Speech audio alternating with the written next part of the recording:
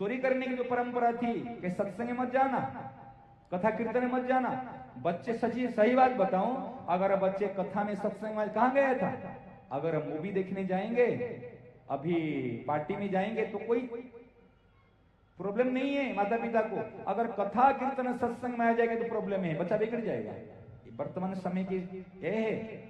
अगर शराब पिएगा, मदिरा पिएगा तो भी कोई प्रॉब्लम नहीं है। अगर एक दिन फास्टिंग कर लिया, अब बच्चा होकर फास्टिंग करता है, अभी तो छोटी उम्र है, अभी फास्टिंग करने का टाइम है क्या?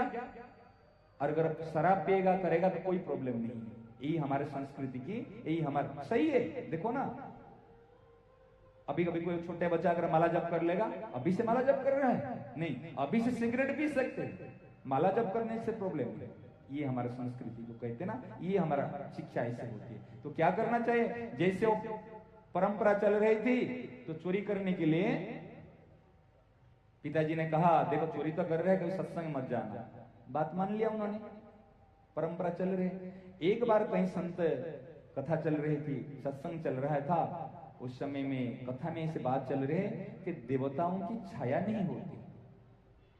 कथा में चल रहे देवताओं की छाया नहीं होती, और उनको एक रास्ता होगा, जैसे मान ले मेन रोड है, मेन रोड होकर उनको जाना है, आवाज तो जा रहे सब तक, बहुत दूर दूर तक, तो क्या करेगा वो? तो सत्संग में जाना नहीं, आवाज तो जा रहे। उन्होंने कान में, दोनों कान में अंगुली डाल के उन्होंने भगा कर सत्संग, पिताजी ने कहा सत्संग सुनना नहीं है। दोनों कान में अंगुली डालकर जाते जाते रास्ता में कांटा गिरा था और कांटा पांव में चुभ गया। कांटा चुभने के बाद क्या करा? अंगुल ऑटोमेटिक अंगुली निकल गई कान में, उसमें बात घुस गई। सुना नहीं उन्होंने, बात घुस गई।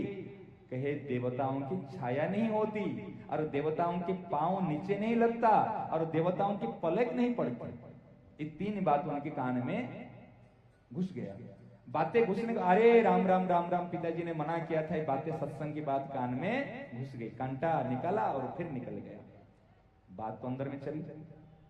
तो देखा जंगल में चले गया, डाकू था वो, जंगल में चले गया। उस समय में जो रात्रि के समय में राजा के घर में चोरी किया था, और सारी उनकी गैंग थे, सारी पार्टी चोरी किए। राजा ने फिर गुप्तचर लगा दिया, भाई देखो आप चेक करो कौन यहाँ पर चोरी किए। गुप्तचरों ने उनके पांव के निशान पकड़ पकड़ कर जाए के कहे देखो एक काम करो, ये जंगल तक, रात्रि के समय में जंगल तक पहुंचे, और रात्रि में यहाँ पर एक काली मंदिर है, वहां पर आके लोग, आज अमावस्या की रात्रि है और ये लोग काली पूजा करते हैं, अमावस्या की रात्रि के समय में देवी पूजा करते हैं।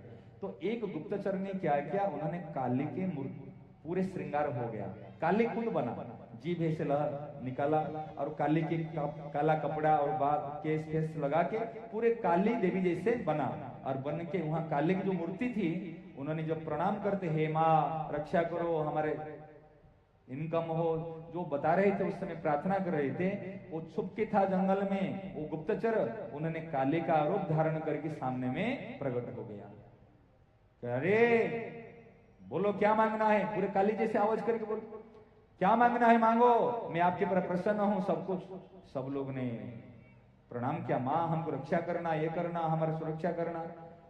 जो व्यक्ति सत्संग सुन के यहां से गया था, तो कान में सुना नहीं था, कान में घुस गई थी बात उनकी।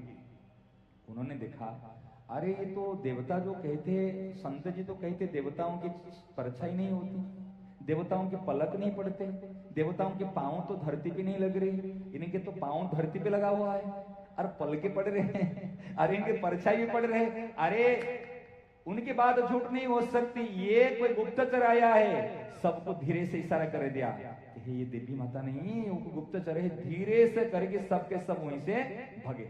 और वो चिल्ला रहे, देवी माता जो चिल्ला रहे, देखे तो सबके सब भग गए। भगने के बाद फिर उनको जो सरदार था, उनको याद है, अरे देखो अभी तो सबके सबको तो मार देते। तो उनको मन में आया, अगर नहीं चाहते हुए भी जबरदस्ती कान में बात घुस गई तो हमारा जीवन बच गया। अगर हम सच्चे दिल से एक बार जाके सत्संग सुन लेते तो आज हमारा क्या नहीं होता, आज जीवन सुधर जाता, जीवन तो बच गया और वो हमारे जीवन सुधर जाता। इतनी बात आते ही तुरंत उनके जीवन, एक बार सत्संग से उनका जीवन परिवर्तन हो गया, और उन्होंने सारे कार्य चोरी विद्या छोड़ के जाके सत्संग में बैठ गए। अगर एक बात कान में घुसने से मेरी जीवन रक्षा हो गई, अगर मैं सच्चे दिल से बात को सुन लूं तो क्या नहीं होगा। ये देखो, ये सत्संग का प्रभाव है। कभी व्यर्थ